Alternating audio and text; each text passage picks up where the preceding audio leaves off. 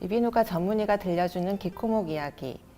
기코목 TV의 진행을 맡게 된 인하대병원 이비인후과 전문의 김지원입니다. 오늘 저와 함께 이야기를 나눌 교수님들도 소개해드리도록 하겠습니다. 모두 자기소개 한 번씩 부탁드립니다. 예, 안녕하세요. 보아스 이비인후과 원장, 이비인후과 전문의 오재국입니다. 안녕하세요. 가톨릭대학교 성빈센터병원 이비인후과 부교수로 근무하고 있는 조정혜입니다. 안녕하세요. 강남대학교 교육대학원 언어치료교육전공 교수로 재직하고 있는 김재욱입니다. 나와주셔서 감사합니다, 교수님들. 음식을 먹거나 물을 마시다가 갑자기 사례가 들어서 기침을 심하게 하고 나면 일시적으로 목이 확 쉬는 경우가 있죠. 이럴 땐 말을 해도 쉰소리만 나와서 명확하게 뜻을 전달하기 어렵게 됩니다. 이렇듯 대화는 의사소통의 가장 중요한 요소인데요. 이런 소통을 가능하게 하는 도구가 바로 목소리입니다. 이번 시간에는 이러한 목소리가 어떤 원리로 만들어지는지, 그리고 목소리 관리는 어떻게 해야 되는지 상황별로 자세히 알려드리는 시간을 가져보도록 하겠습니다. 목소리란 것은 말 그대로 목에서 난 소리를 말하는데요. 우리 목에서 어떻게 소리가 나는 것인지 먼저 조정인 교수님께서 간단히 설명해 주시면 좋겠습니다. 숨을 쉬는 기관과 목소리 발성과는 매우 밀접한 관련이 있습니다. 숨을 들이마셔서 공기가 폐에 모이게 되면 이것이 소리를 내는 재료가 되겠고, 폐는 발성을 위한 제너레이터, 즉 소리 발성기가 되겠습니다. 이렇게 들이마신 공기가 날숨을 통해 기관지를 거쳐 후두, 특히 성대를 통과하게 되는데, 우리의 뇌에서 소리를 만들기 위해서는 후두로 가는 신경 전달을 통해 성대가 거의 닫혀서 매우 좁게 유지되게 됩니다. 피리처럼 좁은 부위를 통과할 때 소리가 나는 원리로 성대의 진동이 만들어지고, 성대의 긴장도, 길이, 부피의 변화에 따라 목소리의 톤, 즉 음의 고저가 있는 성문음을 만들게 됩니다. 성대에서 만들어진 소리인 성대음은 공명기관인 인두, 구강을 거치면서 정폭되거나 여과 과정을 거치게 되고, 이어서 이 소리는 구강의 혀, 입술의 모양 및 위치에 따라 조업이 되어서 우리가 귀로 듣고 인지할 수 있는 말소리가 됩니다. 말하는 것이 참 쉬운 것 같은데 이렇게 복잡한 원리로 발생되는 거였네요. 그런데 목소리 하니까 갑자기 궁금한 게 있어요. 어릴 때 처음으로 전화로 녹음된 제 목소리를 들어본 적이 있거든요. 그런데 평소에 저의 목소리랑 너무 달라서 낯설더라고요. 구독자분들도 이런 경험이 다들 있으실 것 같아요. 말할 때 내 목소리와 녹음해서 듣는 목소리 간의 차이가 왜 생기는 걸까요? 조정희 교수님 설명 부탁드리겠습니다. 나의 입 밖으로 나온 목소리, 즉 음파는 공기를 매체로 이동해서 다른 사람 귀의 웨이도를 거쳐 들어가 고막을 진동하게 되어 내 목소리를 인지하게 해줍니다. 즉, 내 목소리가 공기 전도를 통하여 다른 사람에게 들리게 되는 것입니다. 반면에 자신이 말하는 목소리는 입 밖으로 나와 다시 자기 귀로 들어오는 공기 전도뿐만 아니라 말할 때 후두 및 몸의 떨림이 귀 뒷부분의 뼈인 유양돌기까지 전달이 되는데, 이와 같은 골 전도를 통해 내 귀로 다시 들어가게 됩니다. 즉, 자신의 목소리가 공기 전도와 골 전도, 이렇게 두 가지 경로를 통해 전달이 되는데, 골 전도는 공기 전도에 비해 잡음도 적고 낮은 주파수로 전달되기 때문에 녹음에 잘 잡히지 않습니다. 그래서 녹음된 내 목소리를 듣게 되면 평소 내가 말할 때 듣는 내 목소리와 다르게 인식되게 되는 것입니다. 녹음된 목소리가 낯설게 느껴지는 이유에 대해서 잘 알게 되었습니다. 그렇다면 김재욱 교수님, 우리가 느끼는 좋은 목소리란 무엇일까요? 설명 부탁드리겠습니다. 일반적으로 매력적인 목소리는 풍부한 성량과 깨끗하고 맑은 음색을 말합니다. 그러나 국가나 시대, 인종에 따라 다양한 기준들이 있을 수 있고요. 그리고 개인별로 선호하는 목소리가 다를 수 있습니다. 특히 대중가수의 경우에는 앞에 설명한 좋은 목소리에 대한 기준이 다양할 수 있습니다. 이어서 다른 질문을 드려보겠습니다. 요즘 제 조카가 이제 사춘기에 접어들면서 변성기가 시작되었는데요. 목소리가 굵어지면서 예전과 목소리가 달라지니까 스트레스를 받더라고요. 구독자분들 중에서 이런 분들이 많을 것 같습니다. 오재국 원장님, 변성기란 무엇일까요? 변성기라는 거는 이제 우리가 성장을 하면서 다 변성기입니다. 태어날 때부터 우리가 자라면서 계속 목소리가 바뀌니까 그걸 모두 다 변성기라고 할 수 있지만, 특별하게 이제 목소리가 확 바뀌는 경우죠. 한두 달에 걸쳐서 심하게 바뀌는 그 2차 성징으로 인한 인두의 급격한 성장, 성대의 급격한 성장에 의해서 목소리가 변화하는 시기를 말하는 것인데요. 보통은 남성 호르몬 중 하나인 테스토스테론이 성대를 자극하여서 성대가 두꺼워지고 길어지고 이런 걸로 인해서 목소리가 변하게 됩니다. 이때 뇌에서 조절하던 성대의 패턴이 바뀌면서 목소리가 바뀌거나 아니면 높이의 불안정함 등이 나타나는 것을 우리가 변성기라고 합니다. 그렇다면 변성기 때 주의해야 할 점은 무엇이 있을까요? 이게 성대가 완전하지 않은 상태에서 강한 발성을 하게 되면 소리가 갈라지게 되고 약한 발성은 가는 목소리가 될 수 있기 때문에 너무 강하지도 않고 소극적이지도 않은 적절한 목소리를 내는 습관을 가져야 합니다. 특히 변성기 소년들은 갑자기 낮아진 음역대와 두꺼워진 목소리를 극복하려고 무리하게 고함을 치거나 목을 짜내는 행위 같은 걸 많이 하게 되는데 이것이 매우 안 좋은 습관입니다. 목의 비중이 아닌 복식호흡을 이용해서 발성을 하는 것이 좋고요.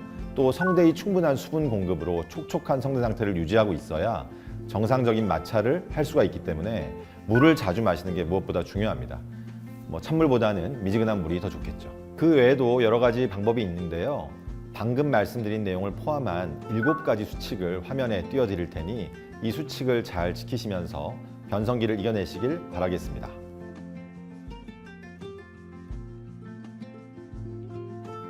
네, 우리 조카한테 이 영상을 꼭 보라고 이야기해야겠습니다. 자세한 설명 감사합니다, 원장님. 자, 이제까지 목소리의 원리에서부터 어릴 적부터 누구나 한 번쯤은 궁금했던 점들에 대해서 정리해 보았는데요. 이번엔 이 목소리를 전문적으로 쓰는 가수의 발성을 주제로 대화를 나눠보도록 하겠습니다. 저는 노래 듣는 걸 정말 좋아하는데요. 여담이지만 저는 이제 슈퍼주니어의 규현이란 가수를 정말 좋아합니다. 그런데 이분이 성대 결절 때문에 힘들었던 적이 있었는데요. 성대 결절은 가수들이 겪는 목소리 관련 대표 질환이라고 할 수 있습니다. 이외에 또 다양한 성대 관련 질환이 있는데 오재공 원장님, 또 다른 성대 관련 질환은 어떤 것이 있는지 설명 부탁드리겠습니다. 성대 질환은 여러 가지가 있지만 대략 3가지만 간단히 설명해 본다면 우선 방금 말씀하신 성대 결절이 있죠. 이 질환은 지속적인 음성의 남용, 무리한 발성으로 인해 성대 점막에 좁쌀만한 크기의 작은 혹이 생기는 것입니다. 또한 후두에 말미잘 모양의 물혹이 생기는 질환인 성대 폴립도 있고요. 또 큰 소리를 반복해서 내거나 악을 쓰듯이 심하게 고함을 치거나 장기간의 무리한 발성 등으로 성대 점막에 난 상처가 제대로 아물지 않으면서 유가 조직이 자라는 성대 유가종도 있습니다. 이런 성대 질환에 있어서 가장 먼저 시도된 치료는 음성 치료인데요. 김재욱 교수님, 음성 치료란 무엇일까요? 음성 문제를 평가해서 음성 과용이나 생활 방식과 같은 음성 문제의 원인에 초점을 맞추어서 이를 중재하는 것입니다. 다양한 기법을 통해서 호흡, 발성, 공명, 그리고 발음 등을 수정하는 행동적 훈련 치료라고 할 수 있는데요. 그게 간접 치료와 직접 치료로 구분될 수 있습니다. 간접 치료는 음성 위생, 음성 휴식, 수분 섭취, 이완 기법, 그리고 환자 교육 등이 포함됩니다. 직접 치료로는 음성 산출 습관을 수정하고 후두의 병리적 상태를 개선시키기 위한 치료 방법인데요.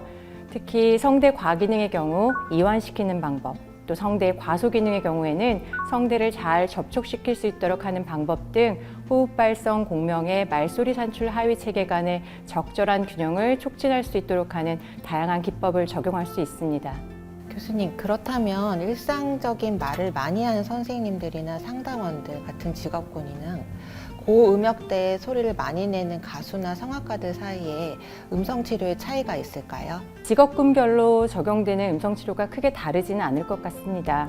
음악 분야에 상관없이 좋은 목소리를 산출하기 위해서는 호흡 발성, 공명의 음성 산출 체계들이 조화롭게 균형을 이루어야 하기 때문에 음성 치료를 통해서 기본적으로 좋은 발성 방법을 숙지한다면 어떠한 분야의 노래를 하더라도 성대 손상이나 무리 없이 노래를 할 수 있을 겁니다.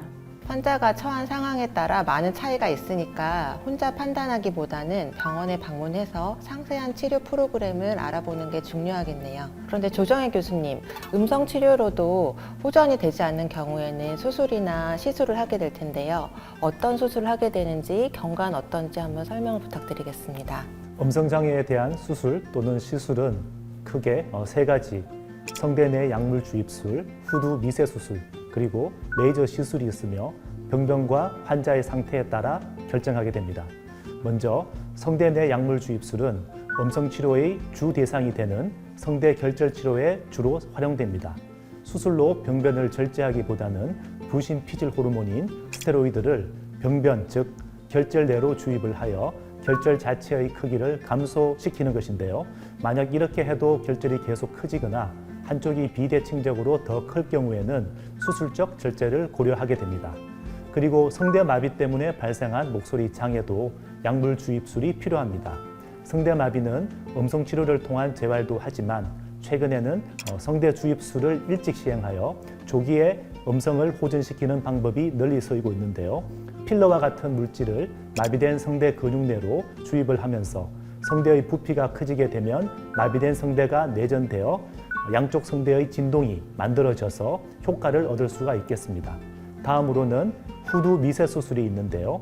성대 폴립에 적용되는 수술입니다. 성대 용종, 즉 성대 폴립은 음성 치료보다는 수술적 치료가 병의 이완 기간을 짧게 하고 치료의 효과도 매우 좋기 때문에 후두 미세 수술을 하게 됩니다. 마지막은 레이저 시술인데요. 최근에는 KTP 레이저가 국내에 도입이 되어 널리 사용되고 있습니다. KTP 레이저가 붉은색, 즉 혈관에 매우 친화성이 있다는 특징을 이용하여 성대 용종을 만드는 혈관을 응고시키고 파괴하여 성대 용종이 시간이 지나면서 저절로 떨어져 없어지게 하는 원리입니다. 이 레이저 시술 방법은 정상 점막 손상이 적어서 수술 후 발생할 수 있는 성대 점막의 섬유화로 인한 성대 파동이 떨어져서 목소리가 변할 수 있는 경우를 줄일 수 있겠습니다. 네, 이렇게 목소리에 대한 다양한 이야기를 나눠봤습니다. 말을 하지 않는다는 것이 얼마나 어렵고 답답한지는 치료를 권하는 저 의사들도 잘 알고 있습니다. 하지만 적절한 음성 휴식을 해주는 게 중요하기 때문에 답답한 마음을 알고 있음에도 권할 수밖에 없는 것 같습니다. 이러한 음성 치료나 수술까지 가지 않으려면 평소에 목소리를 사용할 때 주의를 기울이는 게 중요한데요. 목소리를 사용할 때 어떤 점을 주의하는 게 좋은지 한 말씀씩 해주시는 걸로 오늘 이야기를 마무리해 보는 게 어떨까 합니다. 먼저 오재국 원장님, 어떤 점을 조언해 주실 수 있을까요? 평소에 적절한 목소리로 천천히 이야기하고 너무 오래 말하지 않도록 하는 게 좋고요. 부드러운 호흡을 하고 가능한 한 입을 크게 벌리고 이야기하는 것이 좋습니다. 네, 조정혜 교수님은 어떤 조언을 해주실 수 있을까요? 네, 말할 때 너무 속삭이며 말하거나 목에 힘을 주면서 큰 소리를 내는 것, 둘 다 좋지 않습니다. 또 흥분해서 소리치거나 빠르게 말하는 것, 시끄러운 곳에서 크게 이야기하지 않도록 주의하셔야 되겠습니다. 네, 김재욱 교수님도 조언 한 말씀 해주시죠. 네, 피곤할 때 말을 한다든지 또 무리하게 남의 목소리를 흉내내거나 감기나 후두염에 걸렸을 때 말을 많이 하는 것도 잘못된 목소리 사용법이기 때문에 이런 상황이 생기지 않도록 주의하셨으면 합니다. 또한 위산 역류로 인한 성대 손상을 막기 위해 취침하기 최소 3시간 전에는 음식 섭취를 피하시면 좋겠습니다.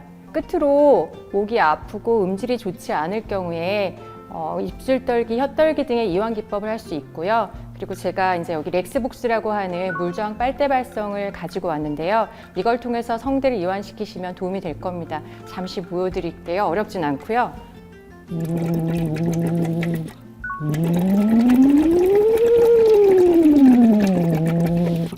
이런 발성법입니다. 자세한 거는 다른 매체들에서도 보여줄 수 있으니까 참고하시면 좋겠습니다. 오늘 애써주신 오재국 원장님, 조정혜 교수님, 김재욱 교수님 감사드리고요.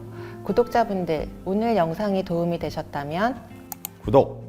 좋아요! 알림 설정 부탁드립니다.